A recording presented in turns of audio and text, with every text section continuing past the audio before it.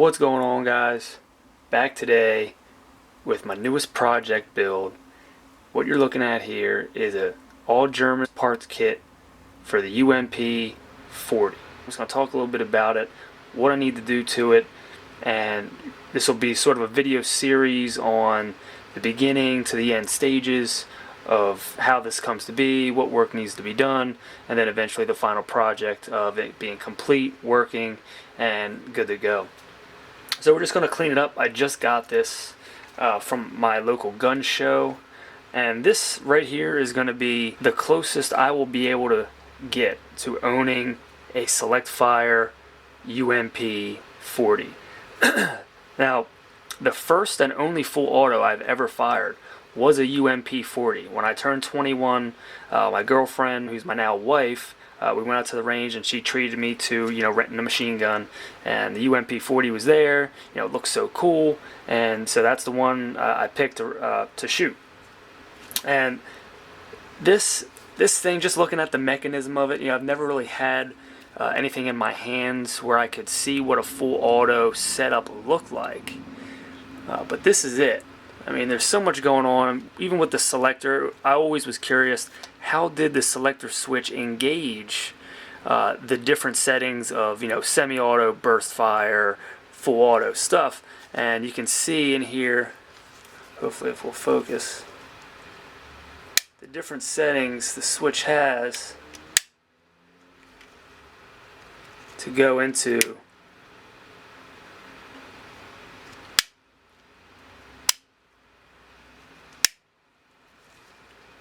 I gotta send this out because I cannot do the work myself to get this ready to register a receiver, because what you get when you get a parts kit is you get minus the receiver. So this is how it came with the end piece section, and chopped, missing the receiver. But what's cool is I can keep this stuff, and I still have the original parts that say, HK, doesn't say UMP because that would be on this section here that's missing.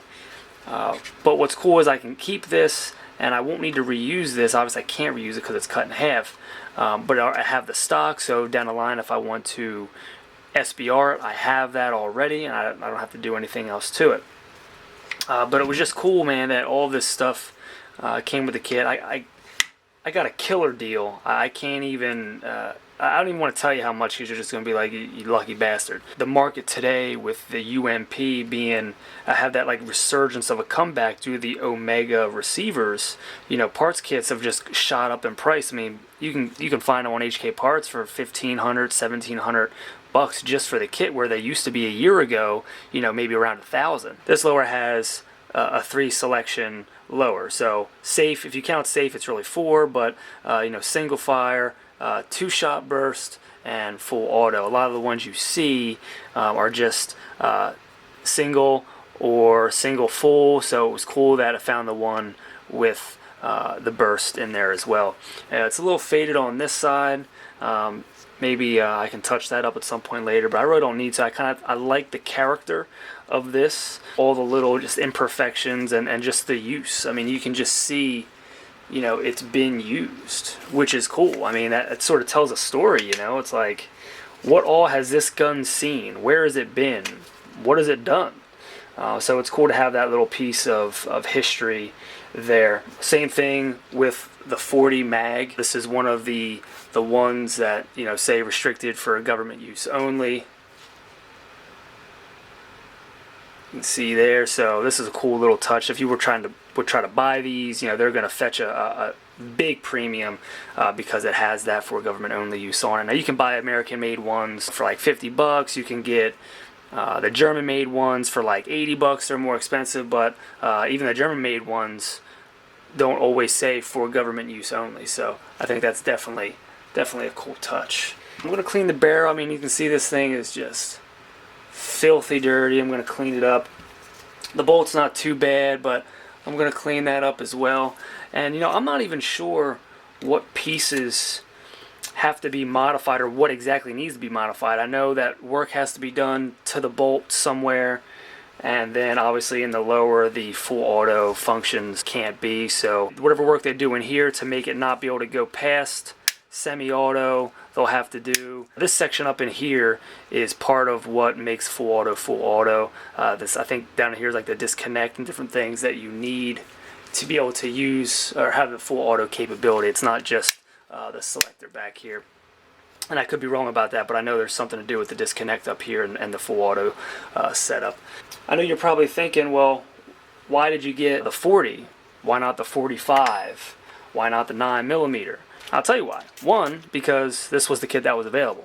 But other than that, because the first one I shot was a 40, I felt like I wanted to get the 40, and also the 40 and the 45 have that iconic straight mag look. The 9mm is similar to the MP5 where it has that curved shape, and I just don't think it looks right. I don't think the UMP was made to be a 9mm. It was a bigger caliber submachine gun, which was 40-45, and it just the iconic look is the straight mag look. So to me, that brings the whole package together with the straight mags. So that's why I went that way, partially because it was the only thing available, and secondly because that's just the one I always wanted to get, and two, because, you know, obviously 40 is a lot cheaper than 45 to buy, and a 45 is just more expensive. That's why I sort of always stuck with 9mm, just because it's cheaper to shoot. You can get, you know, go to Walmart or wherever and get, you know, a bulk pack of 100 rounds for, you know, 20 bucks. So it was always more economical to shoot that way, 9mm. I'm hoping that when I get the work done on this, before it's converted over to semi-auto, I want to see if they can get me a video of it being shot full auto, just to have a video clip, and just for me, because obviously I'm not going to be able to shoot it full auto, but just to have them just shoot it full auto and just document that. I can throw it in the video, and I think it would just be cool to say, you know, this was once a working full auto gun, and, you know, it's semi-auto now, but I have it. So this stuff I'll be keeping. I won't need any of these things anymore because the new receiver will replace that. I'm just going to keep them just to have, and these things will be sent out to get work done on, the bolt and the lower. I just got to get a hold of a receiver, man. Those Omega receivers sold out right now, so it's just a waiting game on when I can get one, because since I have the whole kit, I don't need to buy the whole complete, and I think the complete upper is maybe like $1,300-$1,400, something like that. But I just need the bare bones plastic receiver, which is significantly less. I would say like half the price. So if you want to go a real UMP build, you know, in semi-auto, then find yourself a UMP kit, demilled, get the parts off it that you'll need, the bolt, the lower, and then it used to be you had to get the USC carbine, which was basically a civilian UMP, and I'm sure most of you probably know what that is, but it was time intensive and money expensive to do that, because one, they stopped making the gun, so you had to find it on Gunbroker or wherever.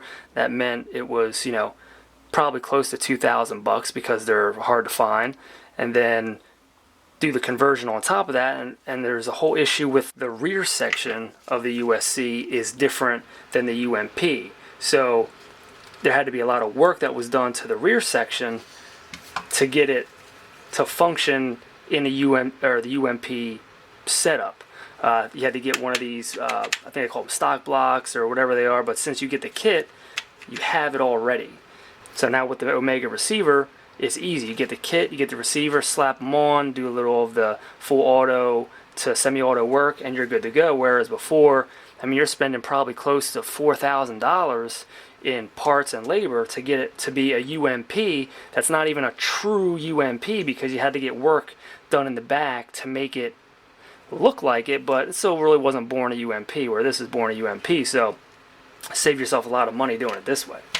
Parts kit, or Omega also sells the full gun in, you know, pistol form, put a brace on it, SBR, whatever you want to do. I think they're around like $1,700. You know, comparable to like an MP5 build, like a Zenith. My Zenith Z5P was about that price, and you know, it's comparable. So be sure to subscribe, and if you don't follow me on Instagram, you should do that because I post updates on Instagram of everything and all my guns. Regularly, every day, if not every other day. So follow me on there. Make sure you subscribe to see this project and the various stages and the installments of trying to get this thing done. Project UMP, this is a dream gun of mine, so I'm glad I can finally make it happen. Alright guys, thanks for watching, and see you next time.